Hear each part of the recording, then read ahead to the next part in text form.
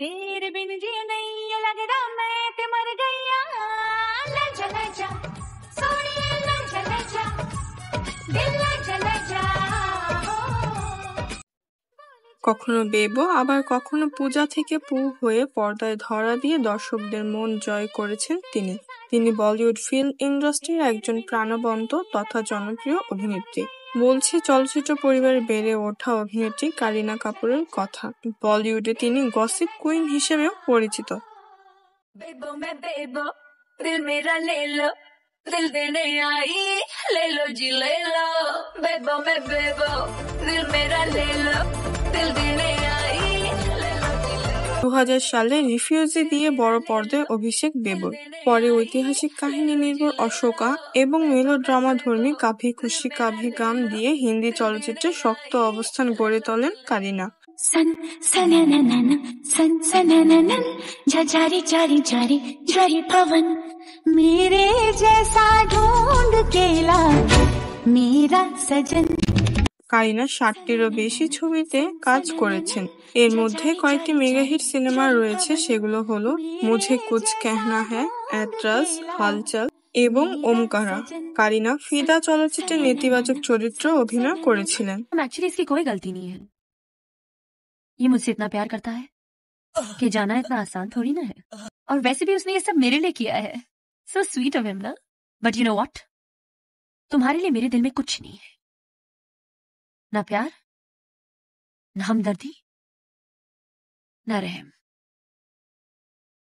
I am sorry जी। তবে বড় পর্দায় অভিনয় ছাড়াও তিনি বেশ কিছু ওটিটি প্ল্যাটফর্মের ওয়েব সিরিজে অভিনয় করেছেন। 2023 সালে জানে জান নামক একটি ওয়েব সিরিজ প্রকাশ পায় নেটফ্লিক্সে, যা প্রভূত প্রশংসা ও জনপ্রিয়তা লাভ করেছে।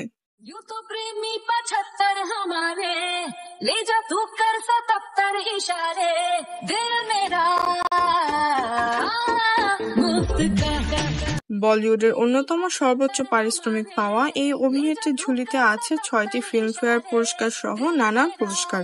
তবে প্রথম ছবি রিফিউজিতে ভালো অভিনয়ের জন্য তিনি 2000 সালে সেরা মহিলা অভিনেত্রী হিসেবে আত্মপ্রকাশ করার জন্য পুরস্কারে ভূষিত হন। जैसा शर्माना तुझे नच के दिखा दूं, मेरा हो जाए जो मैं पर्दा गिरा दूं, हाँ तुझे अखियों में अपने बसा लूं, हाँ तू ना नखरे दिखा। ব্যক্তিগত জীবনে কারিনা অভিনেতা সাইফ আলী খানের দ্বিতীয় স্ত্রী। অভিনেতা শাহিদ কাপুরের সাথে দীর্ঘদিন প্রেমের সম্পর্ক থাকলেও পরবর্তীতে তা ভেঙে যায় এবং পরে 2012 সালে সাইফ আলী খানের সাথে বিবাহ বন্ধনে আবদ্ধ হন তিনি।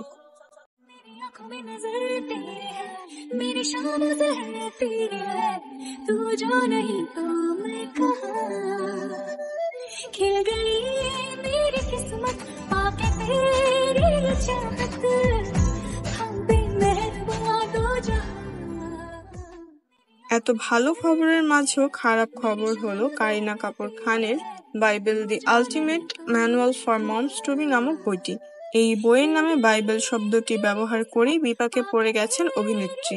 এতে তার বিরুদ্ধে ধর্মীয় অনুভূতিতে আঘাত হানার অভিযোগ তোলা হয়েছে। সে কারণে বিষয়টি নিয়ে অভিনেত্রীর কাছে জবাব চেয়েছেন হাইকোর্ট, এমনকি নোটিশও দিয়েছেন তাকে। তাহলে শেষ পর্যন্ত ধর্মীয় অন্ধবিশ্বাসের লোকদের কাছে কারিনা কি করুণার পাত্র হয়ে গেলেন? फोटो को सीने से यार चिपका ले हसैया फेविकॉल से मैं तो कब से हाय मैं तो कब से हूँ रेडी तैयार।